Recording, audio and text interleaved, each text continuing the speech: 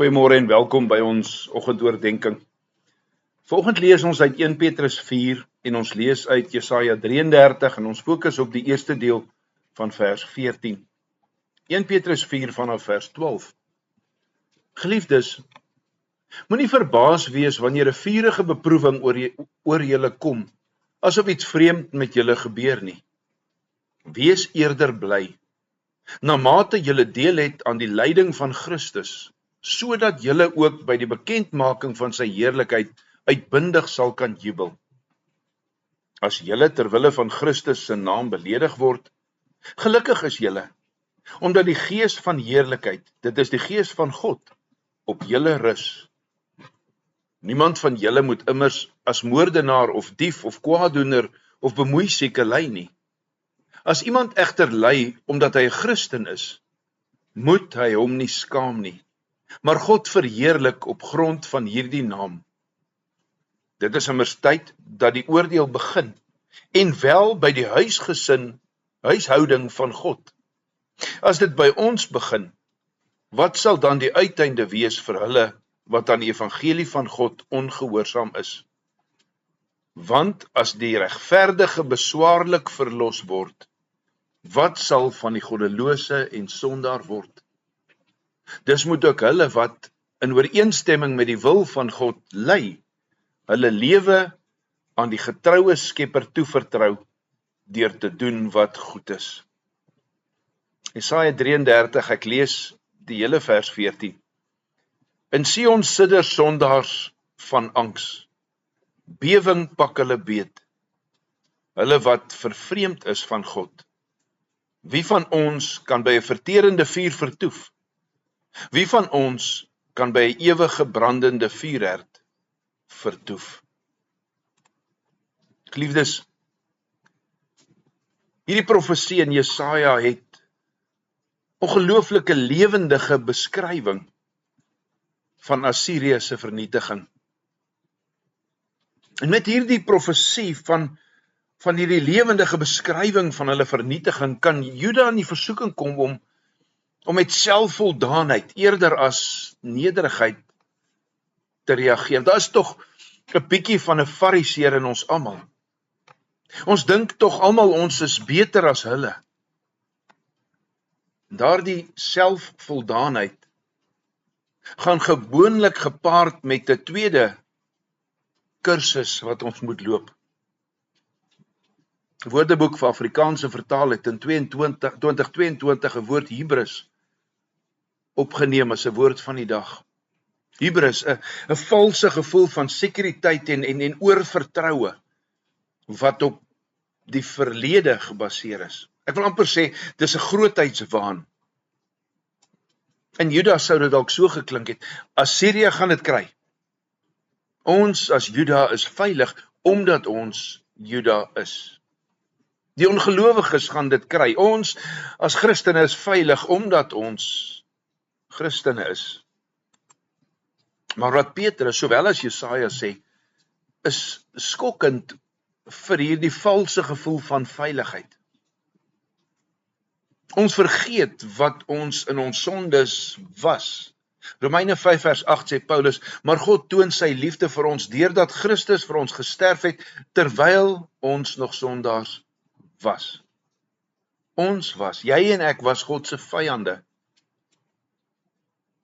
Maar tog het Christus vir ons gesterf. Ons is nie beter as hulle nie. Ons is nie beter as enige iemand nie. Ons is sondaars, slegs gered deur die genade van Christus. Wanneer oordeel oor God se volk kom, sal diegene wat hulle vertroue in hulle self en hulle voorregte gestel het, sekerlik bewe, want hulle geloof is nie in God nie. En dit is wat God se oordeel oor die kerk doen. Dit reinig die kerk van valse belydenisse. Huigelaars word ontbloot, fariseërs word uitgewys.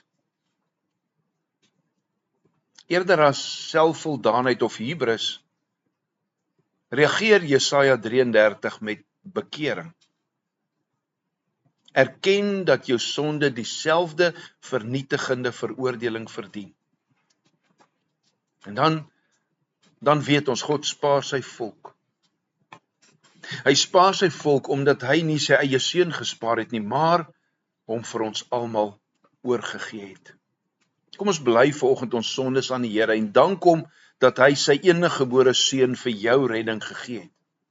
Kom ons vra vandag vergifnis vir die trots wat ons so dikwels laat glo dat ons beter as ander mense is. Kom ons sluit ons oë. Onse liefdevolle God en Hemelvader, Here, vanoggend kom ek as gelowige en ek word stil voor U. Nederig stil, Vader, omdat U my vandag kom leer, U het my kom red terwyl ek nog 'n sondaar was. Ja, Here, ons bely ons sonde. En ons dank U dat U seun vir elke kind van U se redding gestuur het. Here, kom vergewe die trots wat ons so dikwels sê dat ons beter as ander is. Laat ons elke dag verstaan, uit genade is ons gered. In Jesus naam bid ons dit. Amen. Vanoggend sing ons Psalm 19, die eerste en die tweede verse.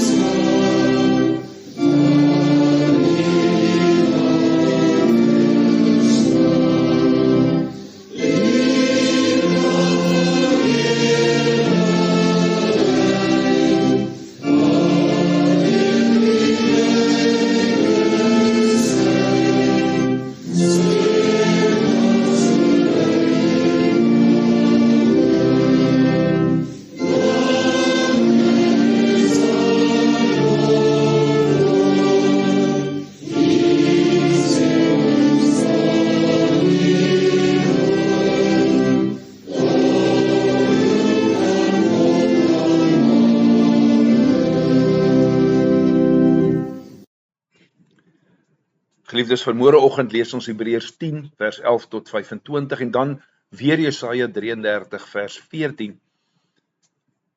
Wat 'n voorreg om so as gelowige saam te kan wees. Ek het 'n navraag gehad vir die bankbesonderhede van die Gereformeerde Kerk in Pangeni. So na die slot, na die amen, sal dit opwees.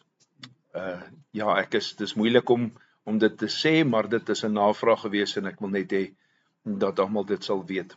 Geseënde dag vir julle tot 6:00 môreoggend.